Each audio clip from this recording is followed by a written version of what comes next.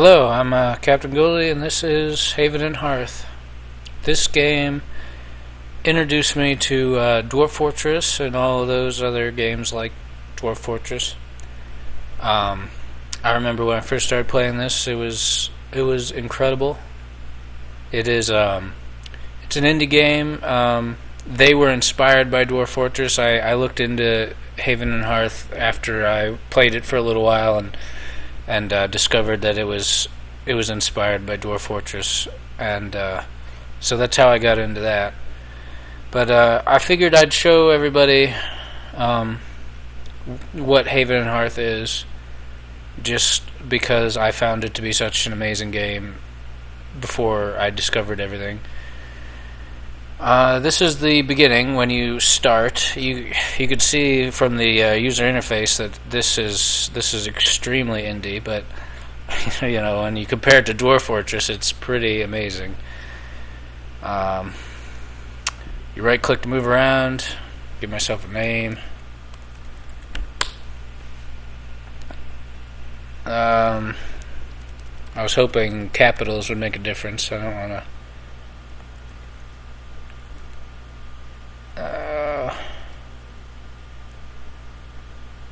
I guess I'll name myself something unique that I haven't used before. Macho, so I'm a man. I believe my items are in here. Alright, good. I'm a little rusty. I haven't played in a while. They just recently fixed the lag issue. Like for, I don't know, maybe 7 months. The lag has been fairly unplayable.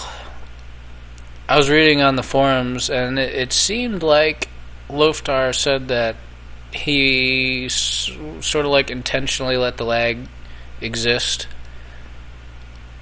so that people would move over and play Salem. He didn't say that in as many words, but that's what I sort of inferred. But yeah, the lag, it was around for a long time, and it just made the game unplayable for me and a lot of people. There's only like 200 people on the server right now. It's not a big game. I mean, like, there's not a lot of players, mostly because I think not a lot of people have found out that the lag issue's been dealt with recently, like within like the last month. They fixed it. Since Salem has launched, it's no longer in beta. So you make your character like this, and head up the ladder to randomly spawn in the world, if everything works the way it's supposed to.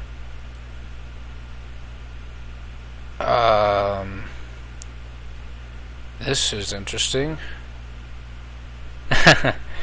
World 6 is what we're currently in, and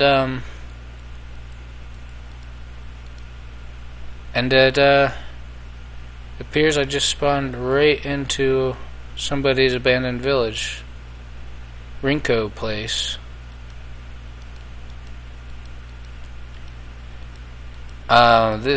You interact with things with right clicking, look around.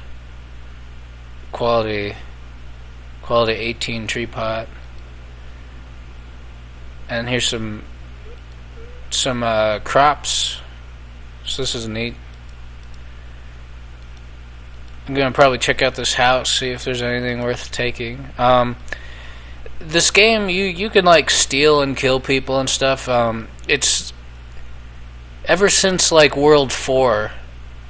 Most of the native players for this game aren't very receptive to new people. Like in World 4, there was like an explosion of popularity for Haven and Hearth. Like the server was up to like 5,000 people or more, causing a lot of lag, and everybody, all of the experienced players just kind of went on a killing spree, I guess. I started playing at the end of World 3, so I sort of knew what I was doing in World 4. I died a few times in World 4. Death is painful. I mean, even for me, if my character gets killed, I at least take a couple days vacation just to let myself steam off a bit. But you gotta have a little bit of a detachment. Your guy's life is extremely precious. If you're dead, you're dead. You don't come back. So there's a lot of apprehension when dealing with other people. I'm just gonna grab this meat. I don't think you starve to death, but your hunger goes towards stamina, which you use to do things. Ooh. Quality 7. I might check to see if any of these trees are actually of decent quality. Oh, nice. 34. Normal trees are just quality 10. Normal everything is quality 10. Quality is a driving force behind the game. You're constantly trying to improve yourself, getting higher quality stuff. I don't have any need for this right now. This is a brand new character. I'm showing you the beginning of the game, how you'd want to start off.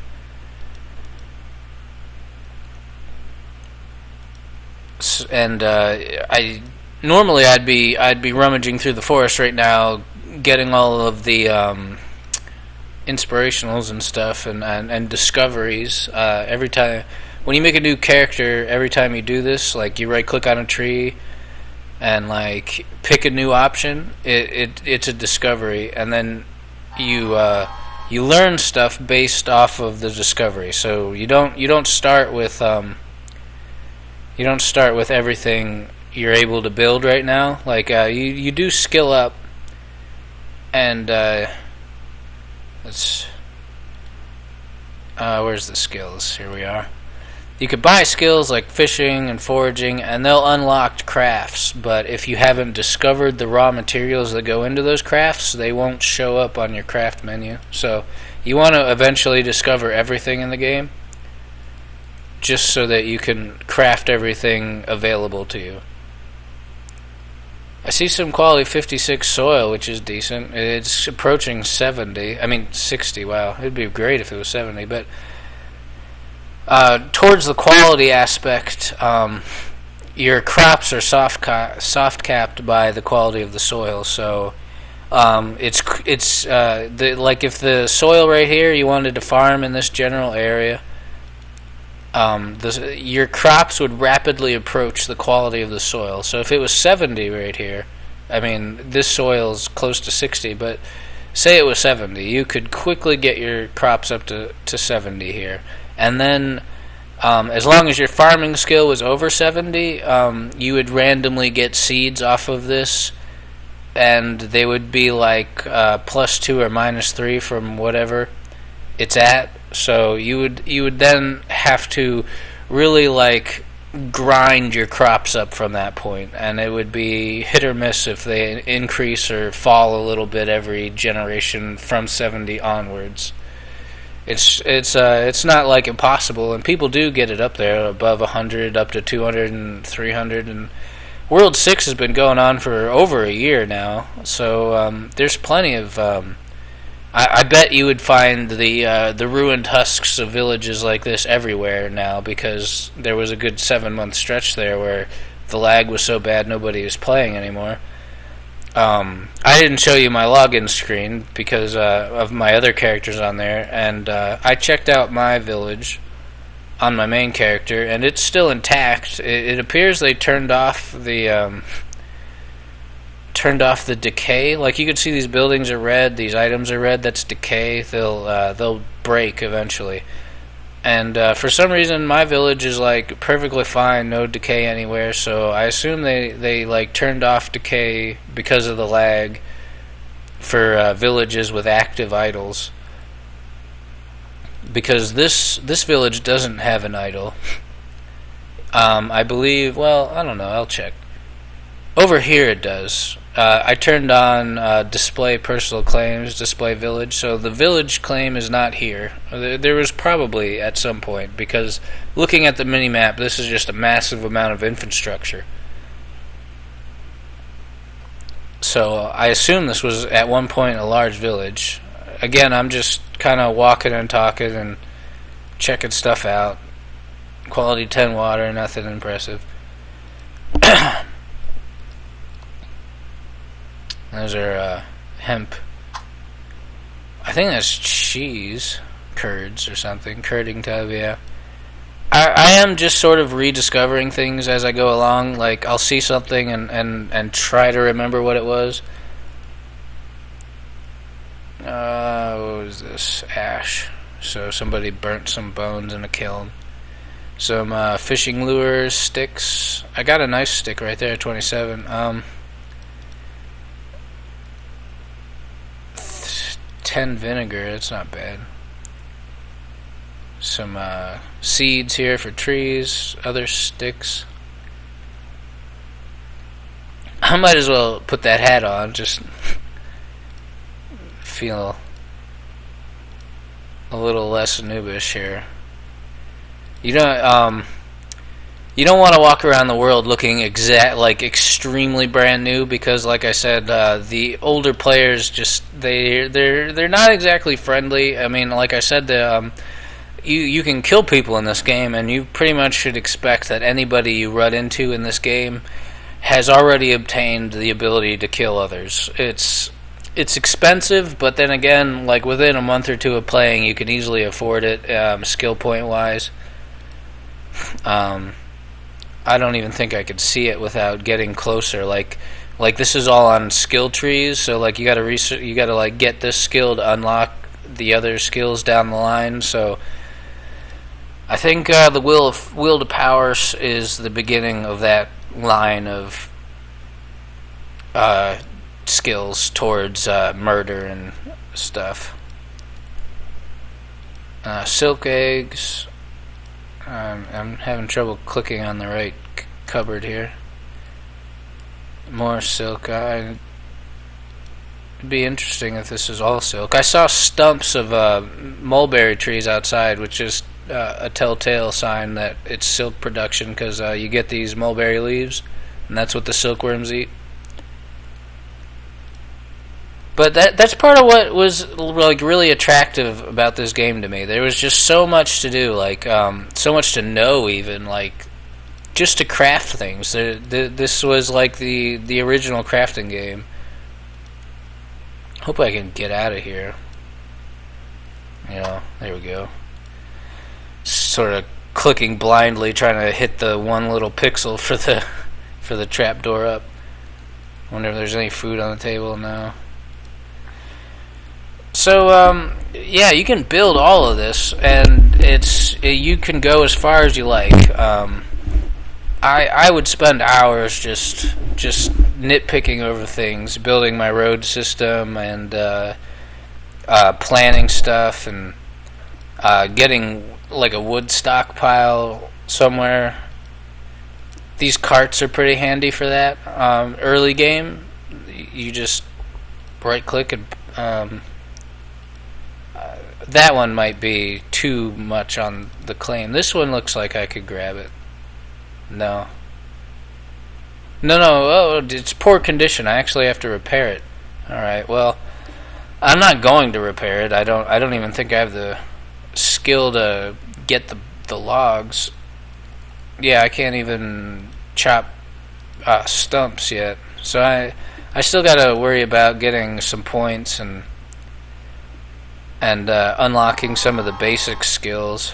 See, I just learned cone cow, which is like the first thing you can do to get study. They added this system in, I believe, World 5. The story of the world is pretty interesting. They make new worlds every time they change something drastic in the game, like add new systems or something.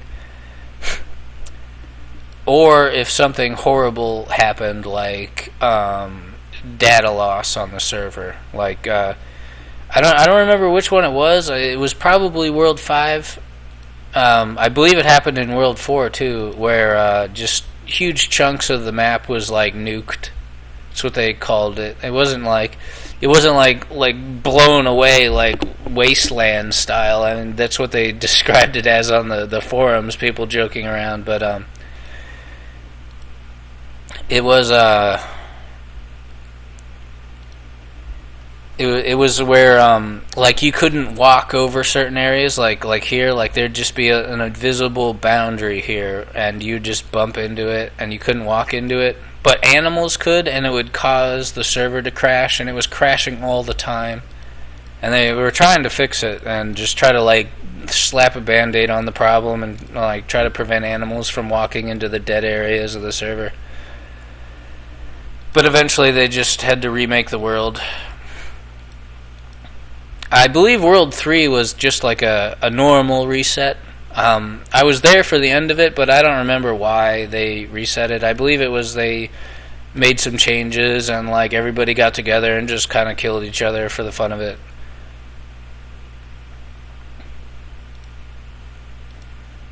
I wasn't a part of that. I was off in the woods learning the game.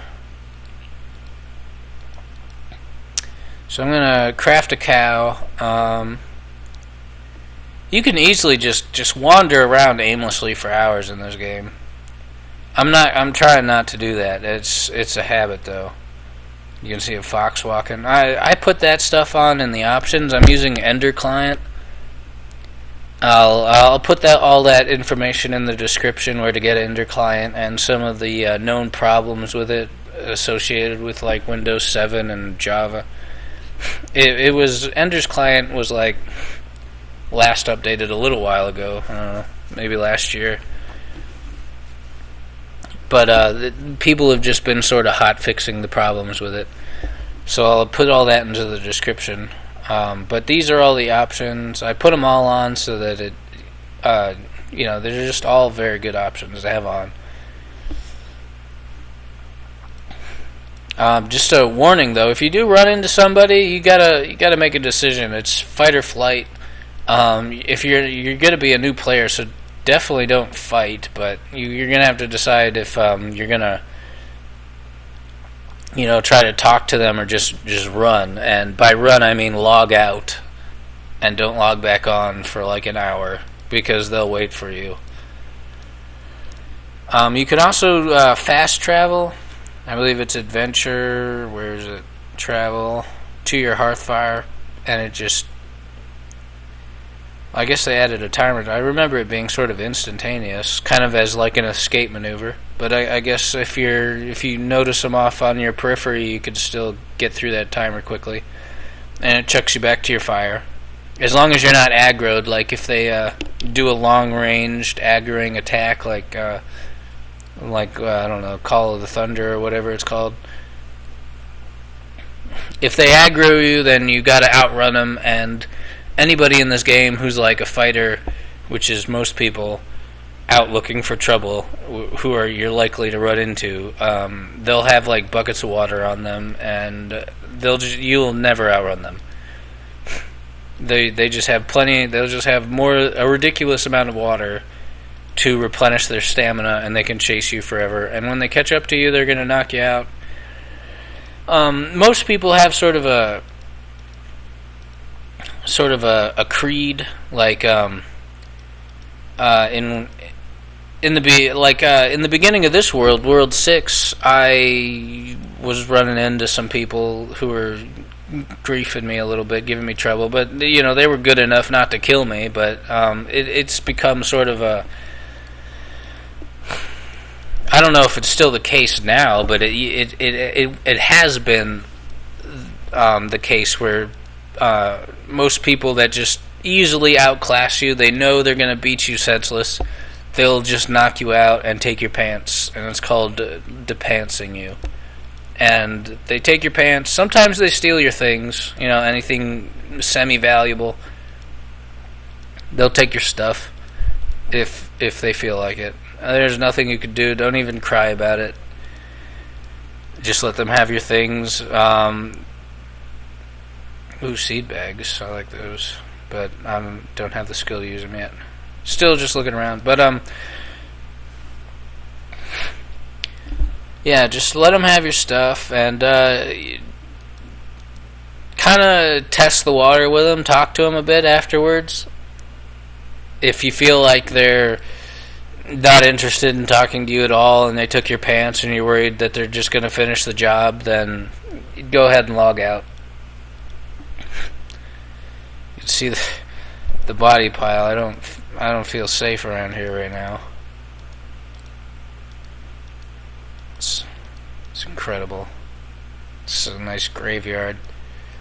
I suppose I'll get to explaining this. The study is how you get skill points. It used to be you would do things like you'd pave this and pave this and pave this, so you'd get skill based on progress. But then people started making bots, and they would just grind out simple tasks, and you would farm experience that way.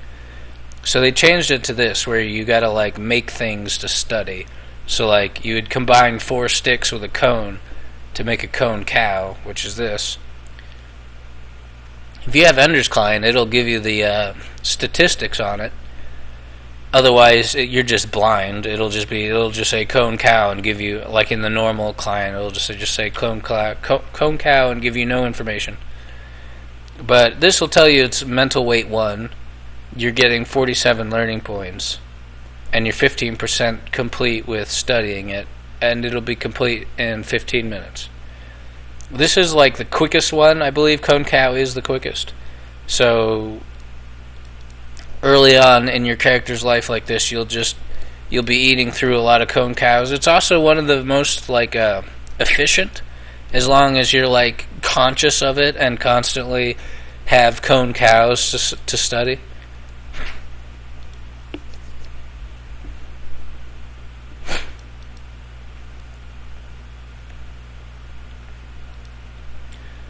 It's one of the most efficient ones. A lot of them, they have their trade-offs. Like some will be really long but decent amount of skill points gained. And the reason why those would be attractive is if you're going to bed or something, because this stuff trains while you're asleep. So like this cone cow is like 15-30 minutes. So unless you I don't think anyone's crazy enough to like set an alarm for that and go all night, but probably when they reset the World 7 is like rumored to be coming at some point soon. The same thread where Loftar was saying he sort of let the lag persist also said that he was going to reset the world after he fixes the bugs, such as the RAM bug and the bear bash bug and some other stuff. And but he mentioned that he wasn't like planning on working on the bugs for a little while. But he also mentioned that Jorb, who's the other guy who makes this game, the two of them do, made a new character when he fixed the lag. So I assume that at least Jorb has his mind on the game if he's making a new character and playing. So I just say the chance is decent that they might work on the bugs here within a reasonable time period and end up resetting the world. No one who plays this game at this point for a long time is looking forward to a new world. I mean, as you can imagine, you'd like put a year into this and you built this massive like this one isn't a good example because it's like dead. Most of it's abandoned, and it looks like some people have like claimed small portions of this village to just hoard their things on.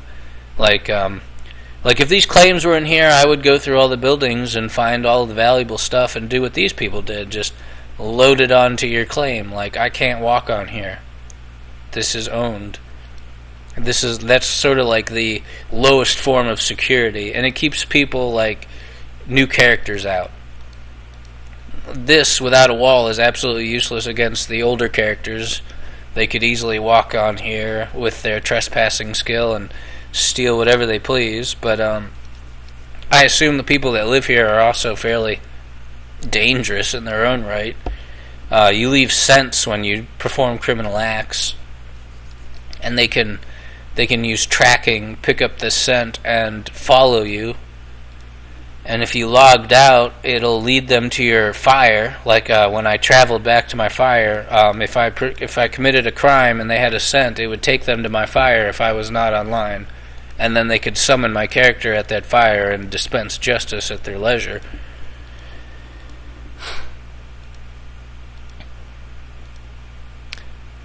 So, I feel like I've just done a whole lot of talking and not a lot of, doing. I was sort of surprised spawning into that village. Not much of an excuse, but I'll try to get some other explanations going here. You want to start off by hitting those trees like I showed you. You want to get some discoveries, and then you want to hit stone like this, and then you should be able to add a stone with a stick to make an axe. And it appears I've used all my sticks, so I wasn't even thinking ahead at this point. So now I need to find a tree. You can use the minimap to find things such like that, or at least it used to show little tree symbols. I might have to play around with my map to see what's wrong with it. I don't know. I'm used to it showing trees, but maybe that was part of the lag and they took it out. So you got a stick and a stone, and then you should be able to craft tools, axe. This is one of your like bread and butter tools.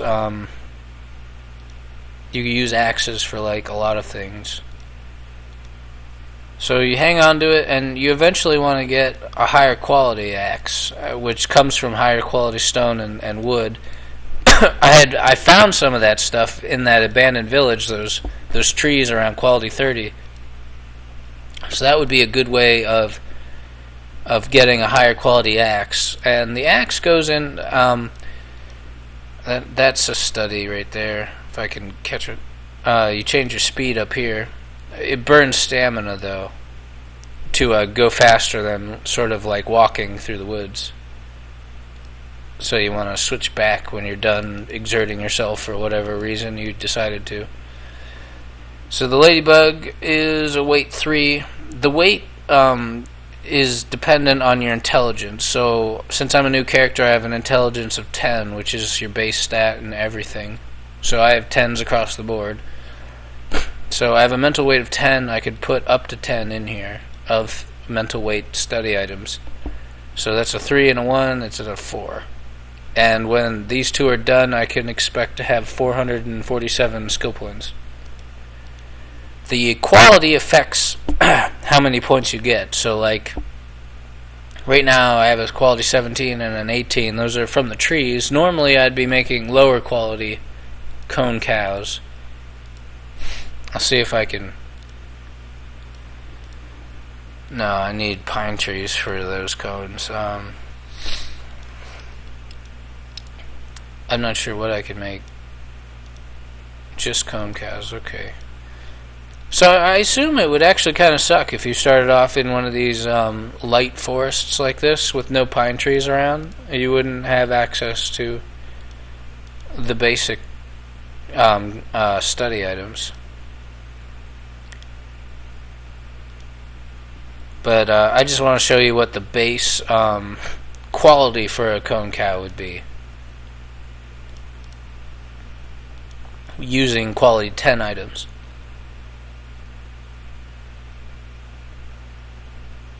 Quality 5. And that's because of my skills. It takes the quality of these. There's math involved, and if you enjoy math, then you're gonna like this game even more. Because you take these attributes, so it takes the quality of the stick, and it probably counts all 4 sticks, so it's probably the stick times 4, and then divided something to get the mean or the average value of the quality of sticks, and then added to the quality of the cone 10, so it adds up all to 10, and then it goes against one of these, probably survival. You can get most of the equations off the Wikipedia on crafting things, but these stats are all important for various items. Crafting, carpentry goes into a lot of wood-related stuff. Smithing is self-explanatory. Sewing also, but it's a little. Sewing also goes with psyche, I believe, and these stats also add into it for a lot of stuff, especially like sewing. I know sewing uses dexterity and I believe psyche. Or psych, or however you say that. And that goes into the quality of your sewing things, like when you're making clothes. And there's not a whole lot of clothes, but they have special abilities, like the different capes and robes have. A lot of the clothing gives you bonuses, like the farming hat gives you the square root into your farming. So the quality of the hat square rooted added into your farming. So it's a good, like, there's a lot of clothes that will boost your skills. And to make those clothes you need sewing. In the most part. I believe survival is actually used in bear capes. I don't think sewing is actually used in bear capes. But mining is dependent on strength. The game isn't balanced totally, so like there's certain stats that are just far more important than others. Perception is pretty good. It since your skill points are dependent on what you find, and like half of the stuff you make curiosities. You craft the curiosities, but the best ones mid game you find with your perception and your exploration skill. You'll find things like little flowers will start appearing, and not just those. I mean, you do find curiosities, but you also find other like usable things like roots and stuff, which go into rope making and things. So there's just, oh crap, that's a boar. That is a boar, right down there. They knock you out and may decide to kill you. I'm used to having like a little red circle around aggroing monsters like that. I'll have to look into where to turn that back on. But yeah, this is like a real extreme survival game. Players are trying to kill you, animals are trying to kill you, and you're just trying to build your own little home. You're like a little homestead to survive. And there's just so many things you could do. You build fires, and you build little coops and houses, and smithing, and there's another boar, and there's a ladybug. I would like the ladybug, I don't want the boar. You cut down trees, you dig up soil. It's a really nice sandbox game. You find yourself losing so many hours into it. I'm not gonna waste any more time on that ladybug. But I intend to make another episode. Hopefully, I'm a little more focused on that one. I spent this one just talking a lot, didn't get a whole lot done. But I did show you how to get these curiosities. I showed you how to discover things. Each new tree you run into has discoverable stuff on it. Mostly the seeds. They all have unique seeds, and some of them have their own unique burrow or whatever it is. Bow. I thought these had bow, but maybe they've all been picked or removed. I'm not sure. But yeah, you discover stuff, and then you immediately start buying skills. You want lumberjacking, moves into cutting down trees and making stuff. Lumberjacking also leads to carpentry. You want to get the easy stuff first. Like, you don't want to just start off with baking. That's not going to give you a lot of discoveries. You want to like do maybe fishing and make a fishing rod, and that helps with food. Foraging, lumberjacking. Not really stoneworking. But that's just an idea of it, and you can look on the Wikipedia to find some of the beginning curiosities and which one of these unlocks them.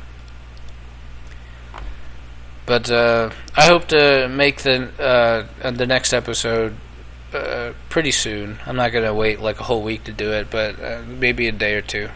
I'll see you in the next one.